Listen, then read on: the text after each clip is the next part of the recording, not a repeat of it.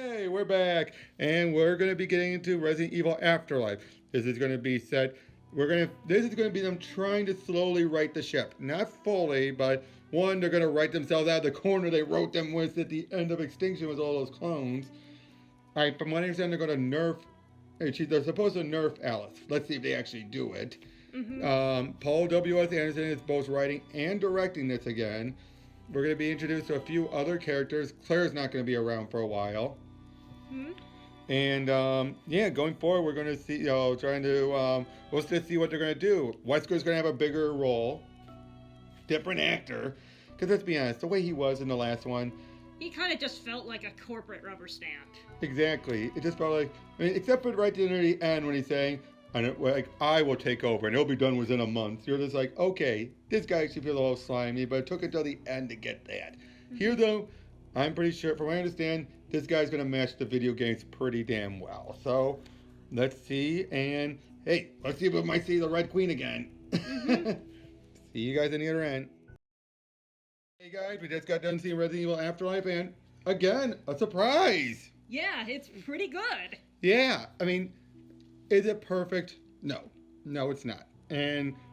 But as far as a continuation, it actually picks up where 3 left off. It feels like 2's the odd one out.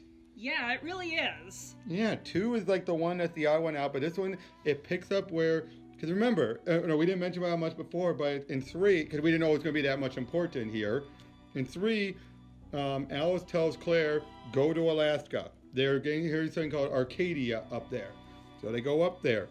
And not only that, we pick up where they left off, where Alice has an army of herself ready to go take down Umbrella's HQ in Tokyo with Wesker, and it pays off. But not in the way you think. Basically, they all get wiped out. Now, they take out a large portion of Umbrella, but then Wesker nerfs her. And in a way that makes sense. Come on, if you're Wesker, would you want to keep her going? No. Yeah, he sticks her with something that more or less neutralizes the T-virus, and so she's back to just being a normal mortal again. Even though she survived the crash, that makes 0 sense. But other than that, because you don't want her to die right then and there. Of course. It's basically she meets up with Claire, who's just as amnesiac as she is. Then she meets up with this prison, which had some very good characters. Yeah. And one asshole. Bennett, good God, he was beyond an asshole, right? The only other thing I could say, I'll get to that a little bit later, but yeah, throughout this, they meet up with them. Some of them get killed off unceremoniously, of course. But the one I'm glad survived was Luthor. Luthor, yes, star power. Star power. Basically, he's a basketball player who's a celebrity. A couple of them were celebrities or wannabes. But the fact that he survived until the end, you thought he got killed off unceremoniously too. You're like, no! And then he survives at the end, and just comes out of nowhere. He doesn't meet up with everyone, but we see he's alive. That's awesome. The zombies, they're using the Las Plagas transformation, but they don't call it. It's still the T-virus, which is getting kind of annoying. Would you agree with that? Isn't it getting kind of annoying when you start to have different transformations, but it's still just the T-virus? Even Wesker to say, my T-virus, it's like, it's not the T-virus! That's getting a really mind-numbing, isn't it? Yeah? Yeah, it's just like, at this point, it's just Flebtonium.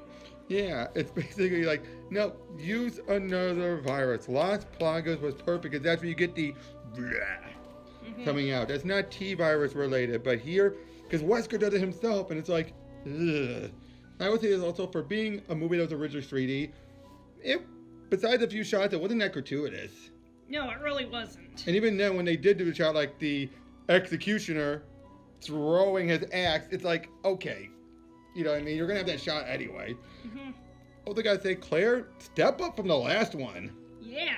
The last one, she was hardcore enough as it is, but this time she actually got some action in, and after one of the actors made it clear, quit giving Mila all the great moments. Give me one. Then we have Chris, who isn't really Chris. It doesn't really come off like him. He feels more like, there's another character in the Resident Evil 0 named Billy, who was a kind of similar thing, a guy who seems to be a convict who no one trusts, and he doesn't do anything to alleviate that, but for the most part, it was alright. It felt, I'll be honest, it felt almost like a middle-of-the-road movie, doesn't it? Like, it was meant to get things set up for the next one a little. Yeah. I mean, it's still important, but then there's the twist ending. Well, double twist. First, we already set up that they have these pulse, explosions that took out Tokyo. We saw it again earlier. Turns out Alice put it on Wesker's ship when he took off. Oh, gotta say, Wesker, way better than the other actor. And what did you think about him? Because you haven't played the games, but from what you've seen here, what do you think? I mean, the guy is, like, very twisted, but in a very cold and calculating way that's just kind of like... This guy, like, feels about as monstrous as you'd expect the head of the Umbrella Corporation to really be. Yep. And good lord, though, it's like, you could tell he's replicated, but he's so twisted that even his men abandoned the ship. Yeah, because it's just like... Because he was trying to eat people. Mm-hmm. Because he needed their flesh or whatever, because the T-virus in him was goading in him, which isn't far off from 5, but now when he kept injecting himself, he didn't need to eat people. Mm-hmm. So that felt a little out of the ordinary. And also, they perfectly, Paul W.S. Anderson perfectly did a shot-for-shot remake of the fight from Resident Evil 5. I'll show you that afterwards, but yeah, it is shot-for-shot. He did very well. I've heard some people call his version the lame one. I don't think so. No, that was pretty cool. It was. Now, if there's one problem, way too many Matrix shots. Would you agree with that? Way too many slow-mo. You're like, enough with the slow-mo already. Yeah, it's just like, that's not how, like, any of the other fights in the other movies have been. I'll just say this. There was no naked Mila this time. Huh. Did you notice that? No nudity. Yeah. Yeah, it's like, oh, I guess they've actually matured a little. Yeah, I guess they got tired of the fan service impulse. Yep, but I'm pretty sure we're gonna get another one, I bet. But now the ending, the twist at the end, Jill is there, much like how she was in 5. She's under Wesker's control, but it's the same actress, and they're ready to be like, we're ready to go in. They tell you they have a plan. Oh boy. Doesn't it? Mm-hmm. Because look at, you go from 3 to this one, and you end this one leading right into the next one. Mm-hmm. Which should be fine, but yeah, so, I mean, overall, solid 8 again. Mm-hmm. I mean, again, I get why people hate these movies. I mean, you do too, right? You gotta understand why people who are expecting a video game movie and it's not exactly a video game movie. But I can also understand why it made a lot of money. Yeah, because it's just like the people who don't care are just going to say, hey, this is a pretty unique take on a zombie movie. Exactly. I mean, again, at least the zombies were zombies.